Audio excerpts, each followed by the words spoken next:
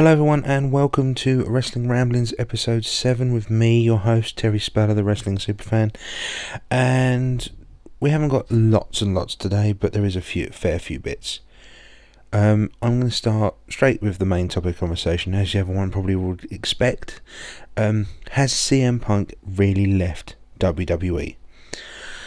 Well, considering there's no formal or official notice anywhere online at the moment, he hasn't quit, nor has he been future endeavoured.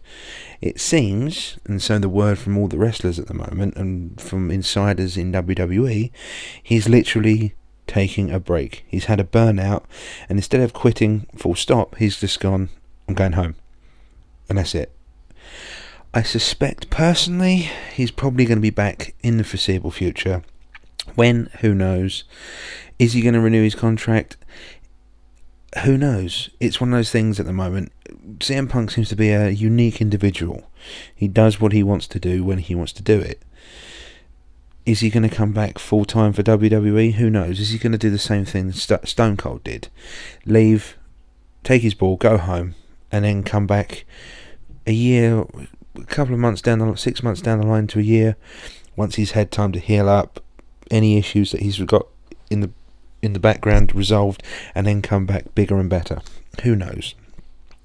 I hope he does come back, because wrestling without CM Punk isn't a very nice place to think about when you really look at it, because CM Punk is a unique character, and we need unique characters in wrestling, most of all in WWE at the moment. So yeah, that's the main that's the main bit I'm going to say about CM Punk. There's some news about, because of CM Punk's leaving, or apparent leaving, plans for WrestleMania are apparently changing day in, day out, apparently. The current plans, so the rumour mill is saying, is Daniel Bryan versus Triple H. Apparently they're going to start a little thing between Bryan and Kane, which will lead to a Bryan versus Triple H. However, and this is the bummer out of all of it, Bryan is not expected to win against Triple H. The faults of creative at the moment and things like that, and above board and all the office and stuff like that, apparently it's expected that Triple H will go over at WrestleMania, because Triple H doesn't like to lose the big one. He did against Undertaker, but that's the Undertaker. Everyone is happy to lose against the Undertaker at WrestleMania. That's just part and parcel. So yeah, that seems to be the big thing at the moment. Is it going to be Daniel versus? Is it going to be Daniel Bryan versus Triple H? If it is, great, because even if Daniel Bryan loses, he's going to be in a big match. He's not going to be relegated against someone like Sheamus or a start the show match. If he's against Triple H, chances are he's going to be quite high up the card, in which case that's a brilliant thing. As long as Triple H lets Bryan do some offense and doesn't just glory hog and bury the guy. If he does that, then he's a douchebag and we hate him. What's going on? This brings me to a point. What's going on with the top talent and best talent in the companies at the moment? CM Punk takes his ball and goes home. TNA just fire, essentially, AJ Styles. AJ Styles was the face of TNA. He's been there since year dot for TNA. Yeah, he can't do some of the stuff he did when he was younger, but still, AJ Styles is TNA. It's like the Undertaker, WWE without Undertaker. AJ Styles is TNA. For a lot of people, TNA is AJ Styles. Without Styles in there, it's not going to be very good. And there is a quote going around from an interview AJ Styles did recently. Why return to TNA might not happen. And I'm going to read this quote, word for word, exactly how it was said. I'm not saying that they're going under, but it sure does seem that way. They're really saving a lot of money in places. If they're so desperate to save money that they cut loose one of their top guys, i.e. AJ Styles, the one guy that was known as the TNA guy, they must be hurting pretty bad. Either that, or they think that loyalty means absolutely nothing to them. Or they think I suck I don't know which one of these it is. I feel sorry for AJ Styles. He busted his arse for that company. I mean, just look at some of the matches AJ Styles have had. How he's still walking is beyond me. He put his body on the line and put himself through some extremely heavy shit for that company, and he remained loyal throughout. And they've shat on him from a great height, essentially, all because of money. And it's just that pisses me off. You show loyalty to someone and a company, and they crap on you. That's not good. That's when you start losing people. That's when you start losing fans, and that's when people start realising that you really are an idiot and you don't care about anyone but yourselves. So how long TNA is going to keep going? God knows. If they keep treating people like that, not for long. Batista is a... Let's go move on again, swiftly on to Batista. Now, everyone knows what happened at the Royal Rumble, and everyone knows the reaction the fans gave Batista on his very first match back, where he won the Royal Rumble and got booed to high heaven. Now, this past Monday on Raw, Batista was due to do a segment, and to make sure that he got some crowd reaction, positive, but during an ad break, he was made, as far as I'm aware, it was in, Raw was based in Ohio. I haven't seen it yet, so I'm just guessing here. But apparently, Batista, during the ad break, when they were off air, on the Titantron, Batista was made to say how much he loved Ohio's baseball teams, basketball teams, baseball teams, football teams, and basically that Ohio was the best place on earth. And then when Raw came back on air, he came out and got moderately positive reaction. What a douchebag. They know that they're fucked up and no one gives a crap about Batista and everyone wants Daniel Bryan or CM Punk. That they literally have just stopped. They're trying to give Batista a cheap pop. No one cares about him. It doesn't. So what are they going to do at WrestleMania? What are they going to do when there's no advert breaks? Are they going to make Batista do cheap pops in the hopes that people ain't going to boo him out the arena? I don't think it's going to work. Hopefully there's going to be enough militant fans in there who want to show their voice that they will just boo Batista out of the building. Because it's just pointless. It really is. Saying about people booing and freedom of speech, apparently at Raw, about 40 or so fans were expelled from the actual show just for chanting CM Punk. What happened to freedom of speech? They're censoring people. That is ridiculous. What happened to the old WCW days and things like that, when people were able to throw bottles of plastic cups of beer and TP with toilet roll into the ring when Hulk Hogan, Nash and Hall were in there, when the NWO take over? People hated them people, and they vocalised it, and they showed it with even ring run-ins by fans. Nowadays, you start chanting something that the WWE doesn't really like, you get expelled. I would say the same about TNA, but that doesn't count because half the fans are just brought in off the street to fill up the audience. So, yeah, they will chant whatever they want to chant because they don't know really what they're watching. They've just been brought on the street and given a beer. So, oh well, who knows. Now, on another note, it seems that The Miz and Ziggler will be forming a tag team with the gimmick of two angry guys who are disgruntled that they haven't got the push they deserved. Sounds familiar. But yeah, apparently Miz came out and did a small angry promo during a Titus O'Neil match. And yeah, they're going to push Miz and Ziggler into a tag team, which I must admit, I think Dolph Ziggler is a fantastic wrestler. We all know that. Fantastic the reaction he got after WrestleMania when he cashed his Money in the Bank, superb. But the Miz is highly underrated. I am one of the few guys I think out there who actually genuinely likes the Miz. He's a company guy who does what the company asks him.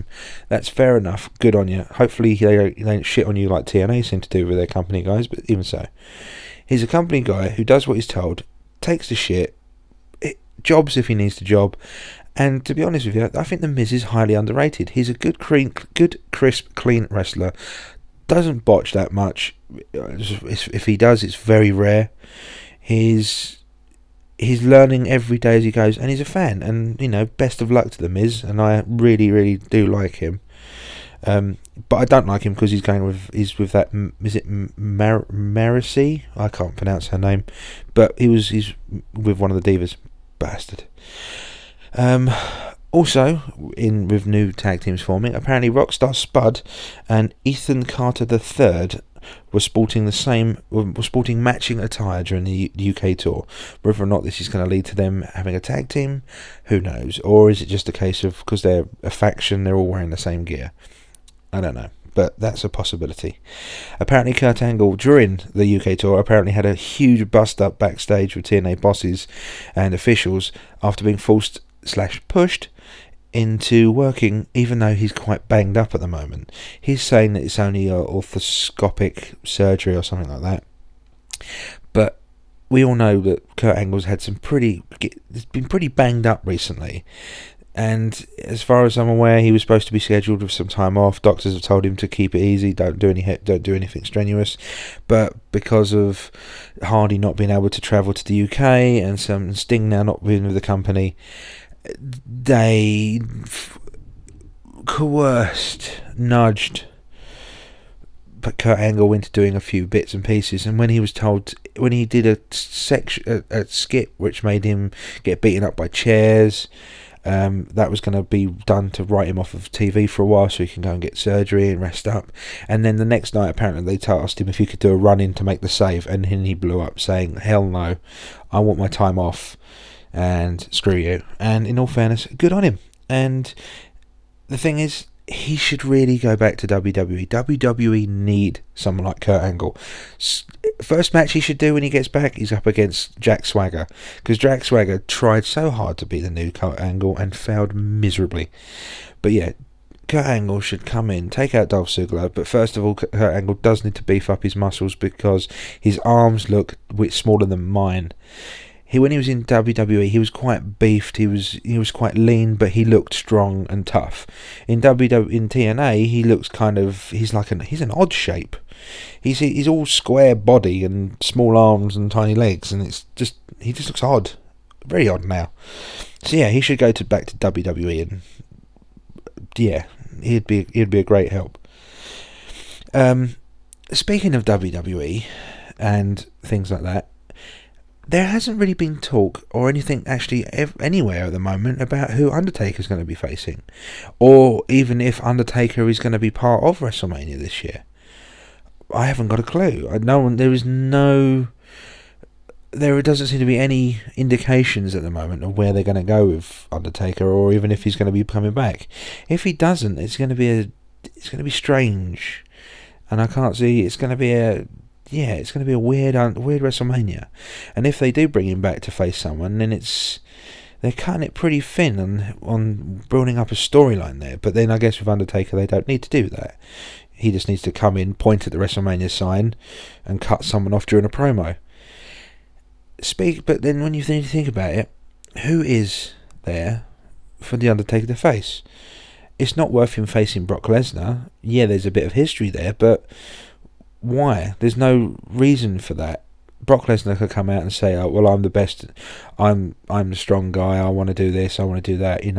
To prove the point, I need to beat the best, and that's the Undertaker at WrestleMania." Blah blah blah. That's all well and good, but the Undertaker's style versus Brock Lesnar's style. Undertaker's on his way out, getting old, getting on. His style's supposed to be the heavy hitter and stuff like that. But Brock Lesnar's a UFC fighter. We all know that his style now is that of a UFC fighter. And I don't know if Undertaker would want to do that, because there is a chance that Undertaker, he has a year out to recover, but Undertaker get pretty mashed up by Brock Lesnar in a match if they went that way. But as far as I've been made aware, there might even be an idea of Brock Lesnar versus Batista, so God knows what's going on there. But when you really think about it, there isn't, no matter how hard I try, I can't think of anyone out there in WWE land who could face The Undertaker would warrant facing The Undertaker in a match. Bray Wyatt versus The Undertaker would be quite interesting, because Bray is a big guy. He's also coming up the ladder quite quickly. He's got a great gimmick, great attitude. People seem to really back up his character, and he has a lot of control over his character. Whether or not he's, essentially quotations, worthy of facing The Undertaker at WrestleMania remains to be seen. Could they have a good match? Yeah, psychologically wise, it could be a pretty good match. But is there that sense of Bray Wyatt could beat The Undertaker? Not yet, because no, I don't think there is. There's very few wrestlers in WWE at the moment who you could imagine beating The Undertaker at WrestleMania. If it was a real life situation and any other day of the week, then fair enough, there might be. But in a WrestleMania environment, is there anyone out in WWE big enough with who could beat The Undertaker? Or in a different, if you word it differently, who is there who deserves that much of a push? You beat The Undertaker at WrestleMania, that's it, you're instant heel for you're top heel, because you've beaten that streak. So who it could be, I don't know. It stumps me. I think everyone's holding off for Sting Undertaker. I think they're going to leave it. They might even pull him off for this WrestleMania and have it for next. Who knows? We shall see. Anyway, moving on. Back. This is the Southwest stuff now. Only one thing this week, because it's coming up on Sunday the 9th of February, which is in 3 days' time. Stonehouse Creek Leisure Centre in Plymouth in the UK is PWA UK's big show coming up. I'm the MC of the night. I'm the ring announcer. Come down, have a watch. It's going to be a fantastic show. I can't reveal all the card because I'm not sure of it all yet. However, I do know that I keep plugging it in every show so far. Danny Walsh versus Chris Marvel, brothers versus each other for the PWA championship title. It's going to be absolutely immense, an epic clash and a fantastic encounter.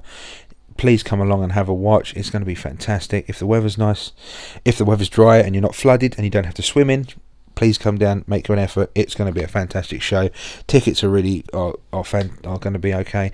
If you need the link, go back to listen to past episodes. If not, I'll put the link on the comments bar. Please come along. It's going to be a fantastic show. Right, I told you there wasn't much today.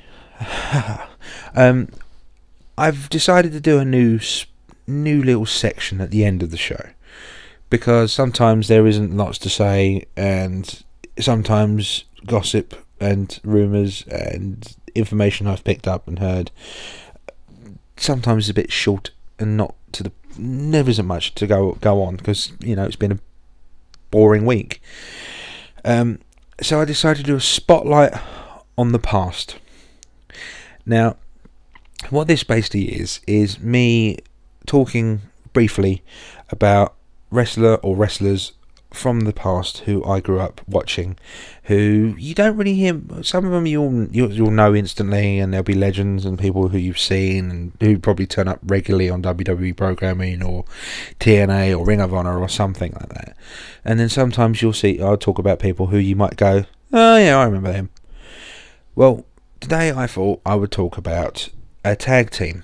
And a tag team who I grew up watching and was one of the first tag teams I sort of got introduced to. And I was given, when I was little, went to a car boot sale with my parents. For those in America, it's a garage sale kind of thing. Anyway, yeah, I went to a boot sale / boot fair. And I came across the VHS Coliseum home video, The British Bulldogs. And I picked this up and I watched it religiously. Now, who I'm going to talk about isn't the British Bulldogs, but they're involved, obviously, because this was their video. However, the team I want to talk about is the long-forgotten team of The Dream Team, which consisted of Greg the Hammer Valentine and Brutus the Barber Beefcake. one underrated wrestler in Greg the Hammer Valentine, who had a fantastic past because his dad, I think, was a wrestler as well. And yeah, Brutus Beefcake, who went on to have many failed gimmicks in WCW and became one of Hulk Hogan's lackey friends. But originally, he was part of the Dream Team, and they were a heel team. And I actually really like these guys because they were different. In the 80s, yeah, they were different in certain ways. Obviously, Greg the Hammer Valentine, we all know who had the Prince Valiant haircut, blonde, short, He-Man-esque, and he wore black trunks or yellow trunks, and then you had Brutus Beefcake, who looked like he was dragged through a hedge backwards.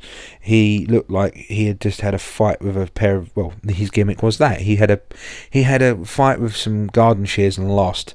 His tights were ripped to pieces, but he had all the flares, all the tassels and everything like that, but he had the look. But together, these guys really were a good team.